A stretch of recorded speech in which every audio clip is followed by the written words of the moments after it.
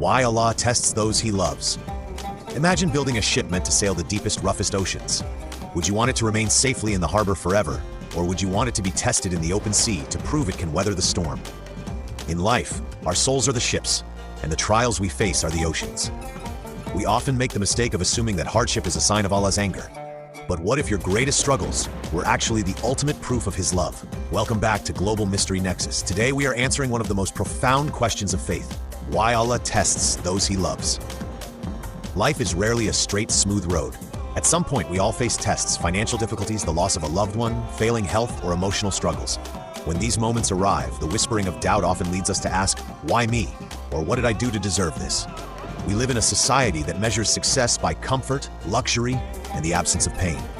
Therefore, when trials strike, it is very easy to misinterpret them as punishments. However, Islamic tradition offers a completely different, deeply comforting perspective.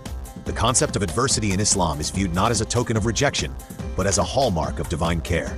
The scholars of Islam remind us that the word for test in Arabic, fitna, also carries the meaning of purification. Just as raw gold is put into a blazing furnace to burn away the impurities and reveal its pure, brilliant shine, the trials of this world act as a spiritual furnace for the believer's soul. Before we can understand the why, we must first establish the who.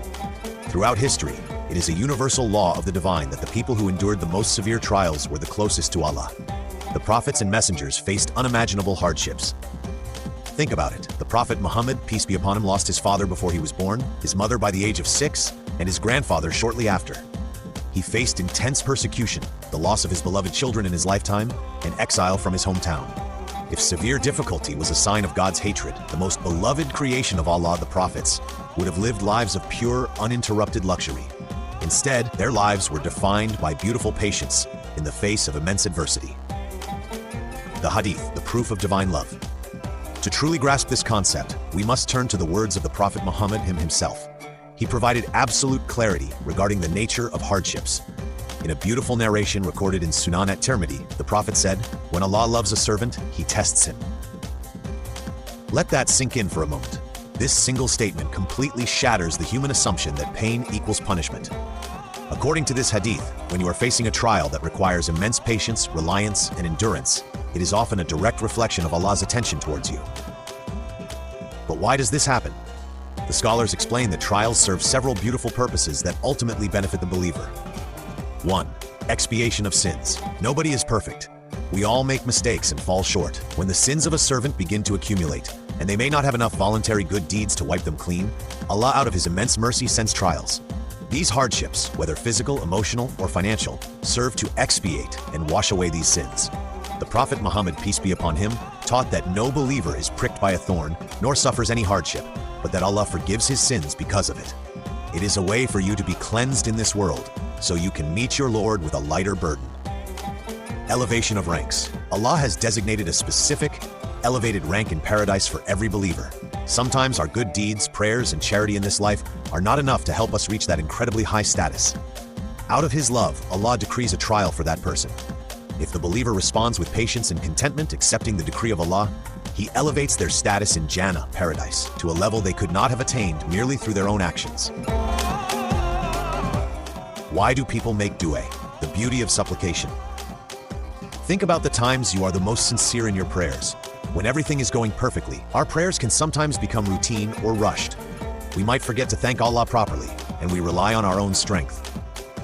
But when a major test hits us, when we are pushed to the brink and realize that no human, no doctor, and no amount of money can solve our problem, what do? We turn to Allah. We cry in the middle of the night. We raise our hands in genuine humility, begging for His help, His mercy, and His relief. This brings us to one of the most beautiful reasons Allah tests those He loves. He wants to hear your voice. In commentary on Islamic traditions, scholars emphasize that Allah loves the supplication dua of the believer. He wants you to turn to Him, to depend entirely upon Him, and to build a profound, unbreakable connection with your Creator.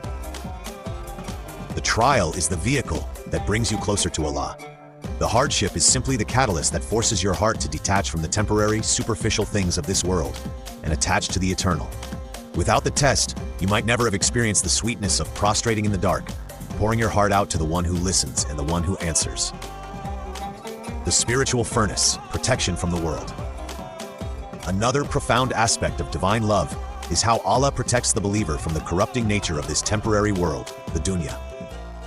Think of a doctor treating a patient who is severely ill. If the patient craves something that will worsen their condition, a loving and skilled doctor will forcefully prevent them from consuming it, even if the patient cries or gets upset in the moment. Similarly, Allah knows what is in our hearts.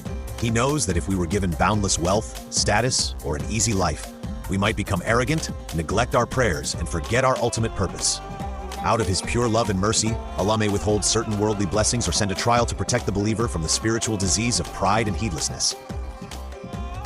The Prophet Muhammad, peace be upon him, stated, "When Allah loves a slave, He protects him from the world, just as one of you prevents his sick people from water." This means that just as a doctor restricts water from a patient when it is harmful to them, Allah restricts worldly abundance from the believer when it would spiritually harm their soul. What we view as a deprivation or a tragedy is in reality a shield of mercy protecting our eternal hereafter. The universal law: tests prove our faith. In the Holy Quran, Allah the Almighty addresses this reality directly, ensuring that every believer understands the necessity of trials. In Surah Al-Ankabut verse 2, Allah says, "Do people think that they will be left alone because they say we believe and will not be tested?" This verse establishes a fundamental rule of faith. Anyone can claim to love Allah when the sun is shining, when health is good, and wealth is flowing. But a claim is just a claim until it is put to the test. Trials separate the true, sincere believers from those whose faith is superficial. When a difficulty strikes and a person remains steadfast, continues to pray, and thanks Allah, their faith is solidified. They prove their loyalty and love for Allah, and Allah rewards them for their steadfastness. Furthermore, Allah reassures every soul with a principle that every believer should memorize. Allah does not burden a soul beyond that it can bear. Quran 2:286. Every single trial you are going through has been perfectly measured by the All-Knowing. He knows your capacity, your strength, and your resilience better than you do yourself. When a challenge feels impossibly heavy, it is not meant to break you. It is meant to stretch your capacity for patience, build your endurance, and help you discover the hidden strength that Allah has placed inside you. The reward of patience. When we discuss tests, the correct response is just as important as the test itself. The Prophet Muhammad, peace be upon him, said, "Indeed, greater reward comes with greater trial. And indeed, when Allah loves a people, He subjects them to trials. So whoever is content, then for him is pleasure, and whoever is discontent, then for him is wrath." This hadith teaches us that how we react defines the spiritual outcome of the test. If you respond to a difficulty with anger, resentment, or by questioning the justice of Allah, the trial becomes a source of burden. But if you respond with sabr, patience, trusting that Allah has a plan that is far greater than your limited understanding, you earn the pleasure of the Creator. Patience doesn't mean you don't feel the pain or sadness. It means you control your tongue, your heart, and your actions, choosing to submit to Allah's will rather than fighting against it. So, the next time you find yourself in the midst of a storm, remember this: your struggle is not a sign of abandonment. It is a sign that you are being refined. It is a call to draw closer to your Creator, a means to wash away your mistakes, and a stepping stone to a higher rank in the eternal life. Embrace the tests, for they are the footprints of divine love. Thank you for watching. Like, share, and subscribe to our Global Mystery Nexus channel for more informative videos.